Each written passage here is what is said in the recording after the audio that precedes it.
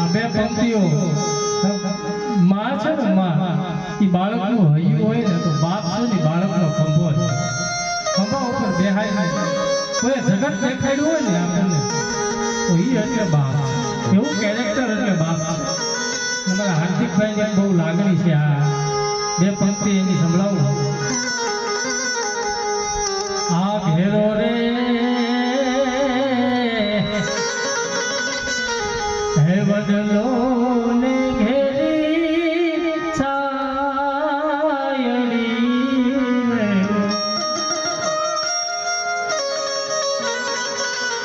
અન ઘેરા રે કુટુંબમાં મારો એ બાપ જોયા મીઠો છાયડો છે મારા બાપનો રેલો એ રે મીઠો રે છાયડો હતો મારા બાપનો રેલો. મીઠો છાયો એટલે બાપ હોય આગળી પકડી તી મારા બાપની રેલો અને હાલ્યો હું તો હે ગગુ મગુ એ હાલ જોયા મીઠો છાયડો છે મારા બાપનો રેલો.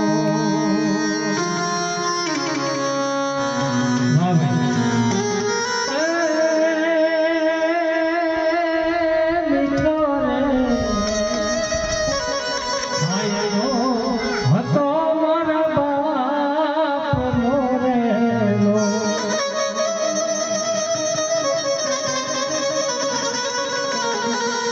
ખિસ્સામાં હોય કે ન હોય પણ એના બાળકને માટે થઈને કોઈ દી ઓછું ન આવવા દે ને એ કેરેક્ટર એટલે બાપ. માતૃદેવો ભવ અને પિતૃદેવો ભવ કહેવા વાળી આ સંસ્કૃતિ છે. એ ધરતી ઉપર આપણે બેઠા હો ટુકડામાંથી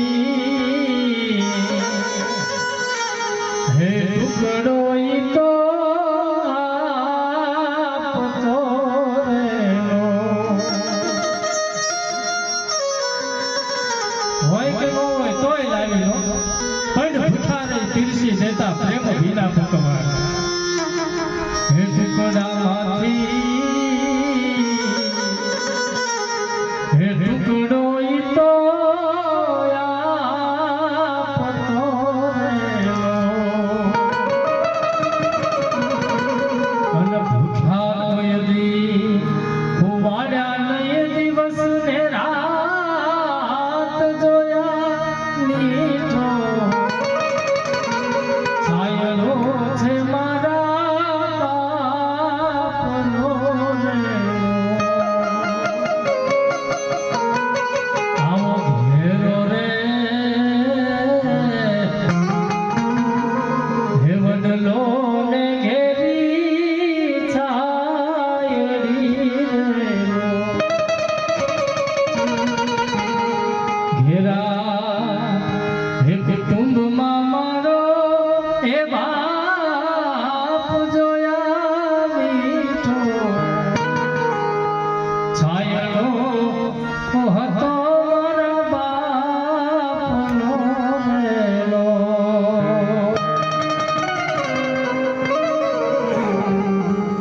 મીઠો છાયડો છે મારા બાપનો. આપણે જયસુખભાઈને કહેશું કે આગળ આ બધા ગીત આપણને ભણાવશું. ઉપાધિ કોઈ તું કરમાં હજી હું બાપ બેઠ.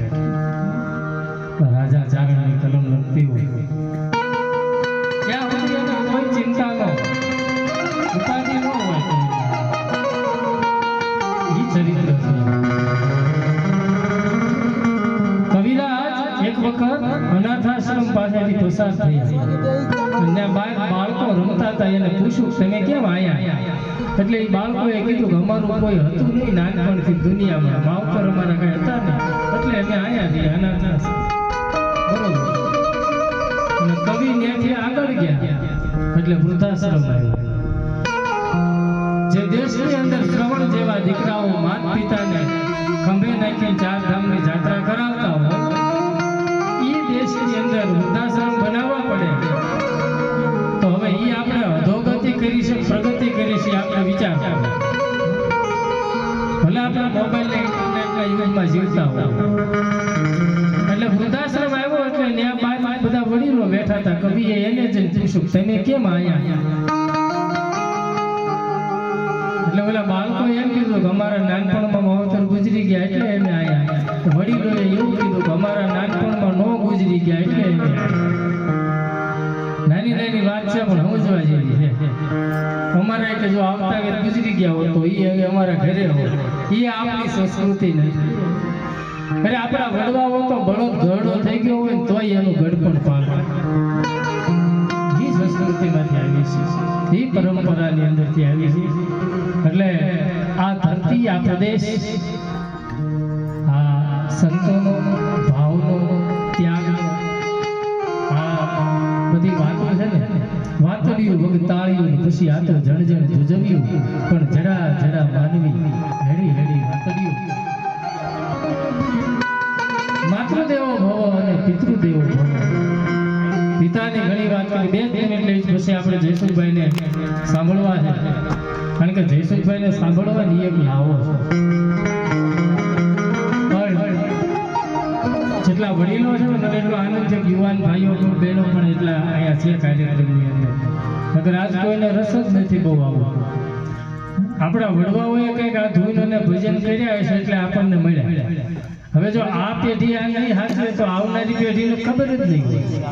પછી આપણે એમ કહીએ કે પબજીમાં મોબાઈલમાં જ પડ્યો રહેશે તો એ આપણો જ વાક છે, કારણ કે એને આપણો વારસો અને આપણી પેઢી સંસ્કૃતિ આપણે એક વાત છે. આ એક સુરવીરની સુરાઓની વાત લઈ અને પછી આપણે ભાવની અને ત્યાગની બધી વાતો લેવી છે. પણ કેવો દેશ! ગામના પાદરમાંથી કવિરાજ પસાર થાય ને ગામના પાદરમાં એક પાળીઓ ખોડે.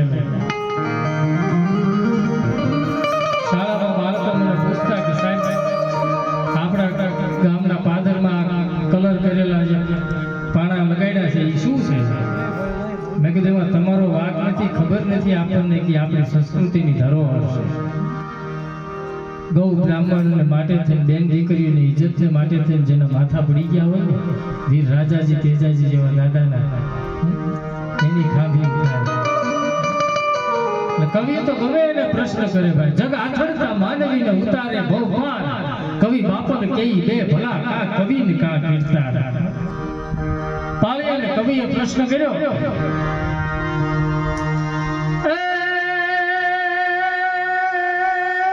આજ પૂછું તને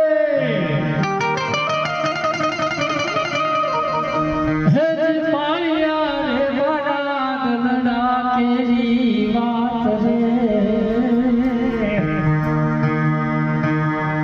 હે મારા દલડા કેરી વાત. તમને કઈ આનંદ આવે તો પડકારો મૂક્યો એટલે મને એમ થાય કે ના બરોબર છે. હે સિંદૂરે કે મરુણાના અને આયા તમે કે મખોડા. તેથી એમ કહેવાય કે ગામના પાદરમાં રહેલા પાળિયાને થાર થાર થાર ગુજારી છૂટી હોય અને પાળિયાએ જવાબ આપ્યો છે, ભૂમિયા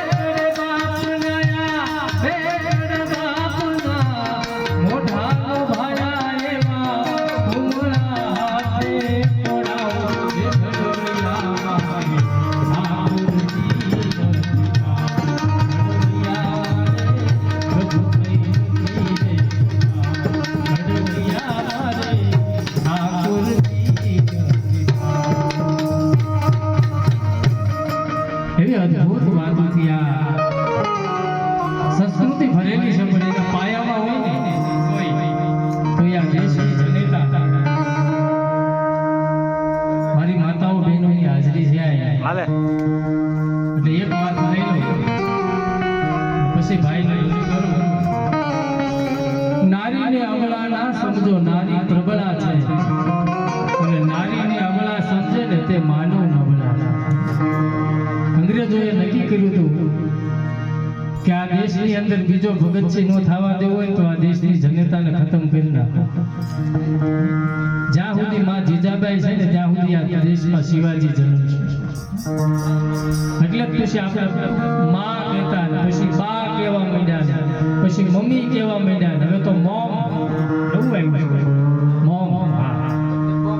હા એટલે બોમ્બ પછી મોઢાથી બોમ્બ પડે.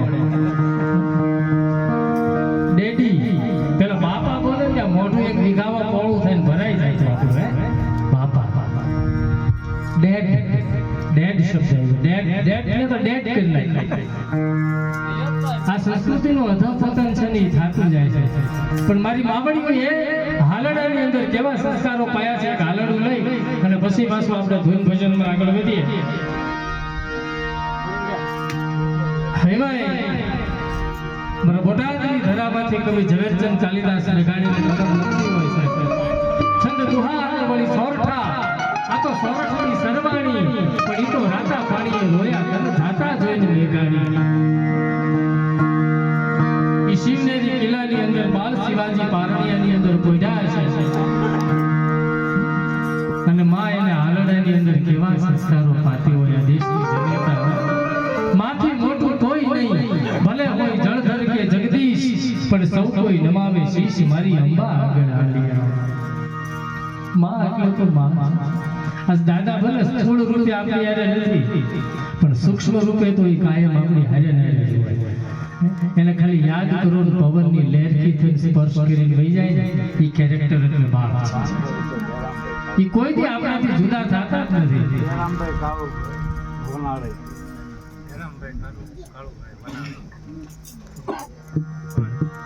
જયરામભાઈ કાળુભાઈ વનાળી તરફથી 501 રૂપિયા આપવામાં આવે છે. જોરદાર તાળીઓના ગડગડાટથી વધાવો.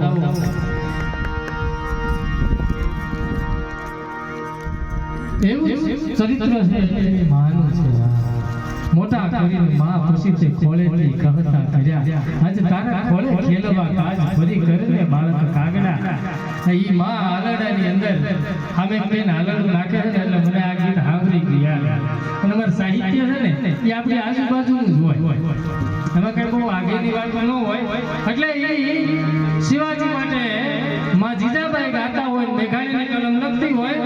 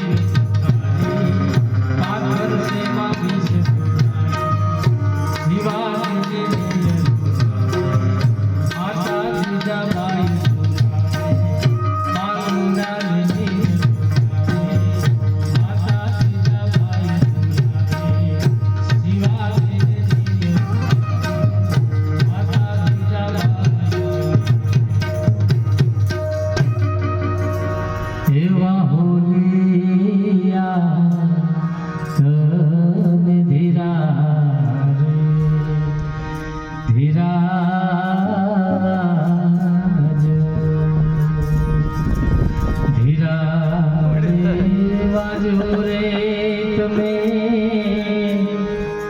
हे मधुरा रे भिगाजो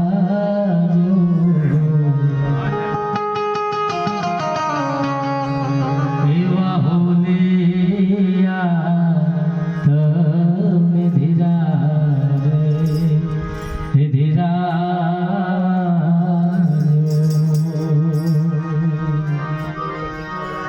હે જે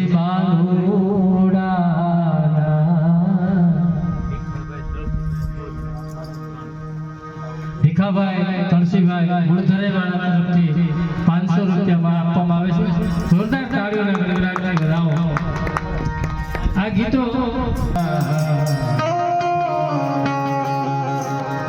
ગયા છે પરદેશ એને આવતા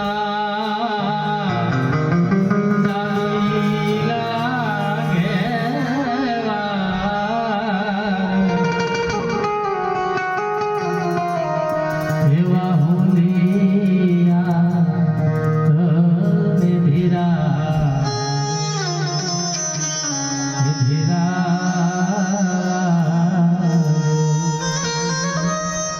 આ વાત છે આ દેશની જનતાઓ. આ દેશ સંતોનો દેશ, આ દેશ અવતારોનો દેશ, આ દેશ ઋષિઓનો દેશ. એટલે અહીંયા માત્ર દેવો ભવ અને પિતૃદેવો ભવની વાત થાય. અને લોક સાહિત્યની અંદર તો અખૂટ વાતોના ભંડાર ભર્યા છે.